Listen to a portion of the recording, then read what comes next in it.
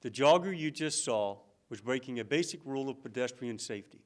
In fact, he was breaking just about every rule there is. He was jogging on the road rather than using an available sidewalk or running trail. He was also jogging in the same direction as traffic.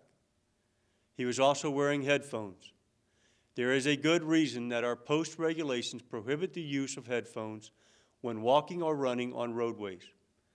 Headphones can keep you from hearing the traffic and from hearing warning signs of impending danger, signs such as honking horns and screeching brakes.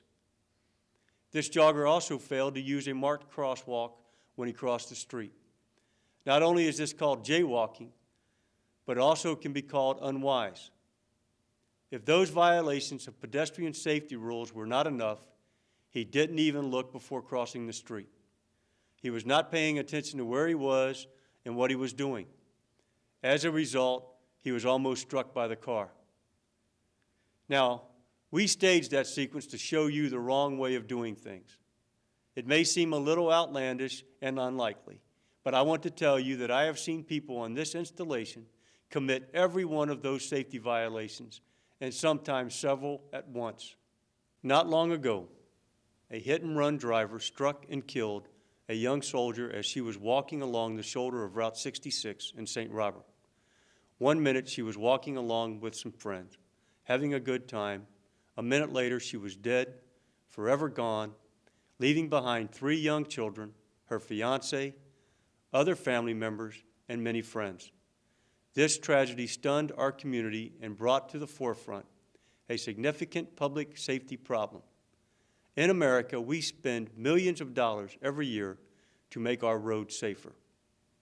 Much money and effort have been invested right here on Fort Leonard Wood and in the local communities to widen roads, add traffic lights, and otherwise improve the safety of our road network.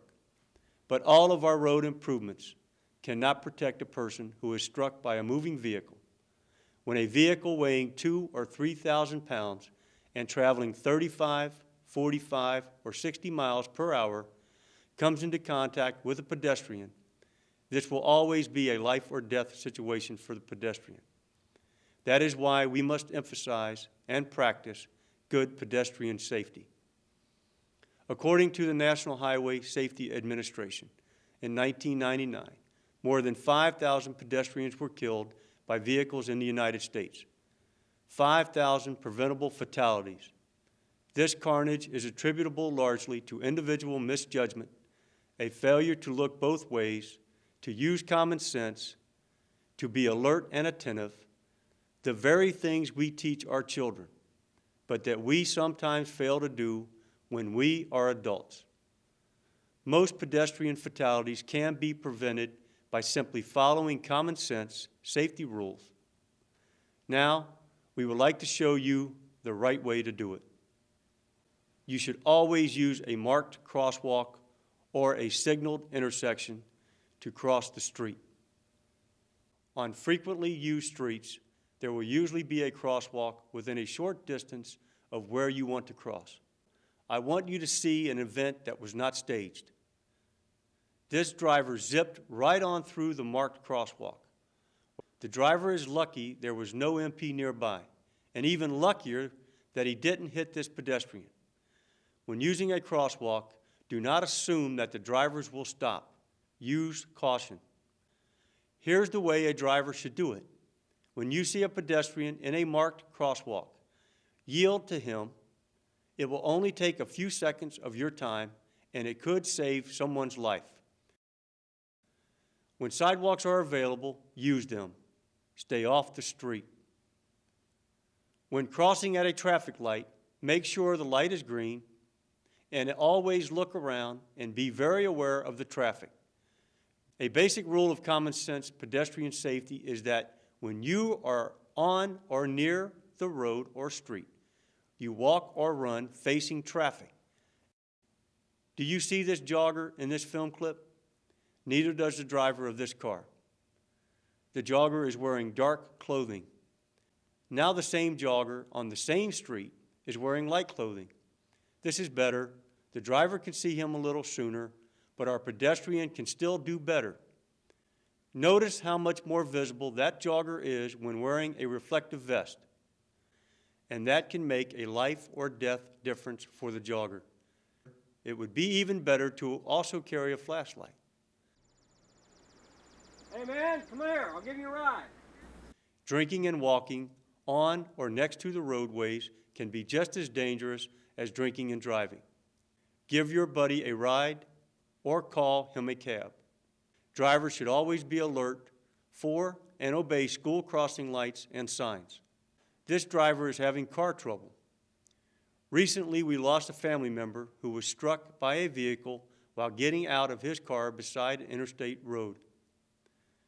The safe procedure is to pull as far off the road as possible. Turn on your hazard lights. Resist the temptation to get out of the vehicle before help has arrived. While we are on the subject of driving safely, I want to remind you that those white lines painted next to signs are there for a reason. That line is where you are supposed to stop, not 10 or 15 or 20 feet past the line. Stop behind the line. That's the safest thing for you and for any pedestrian who may be crossing at the intersection.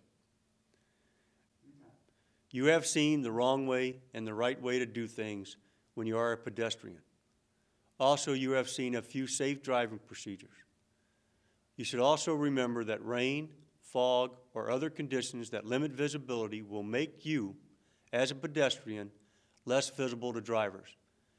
These conditions will also sometimes cause the vehicle to take longer to stop if the driver has to slam on his brakes. Pedestrians should also realize that it is even more dangerous when walking along a curvy road or one which has narrow shoulders.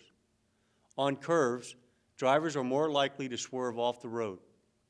Walking on a narrow shoulder automatically places you closer to the road.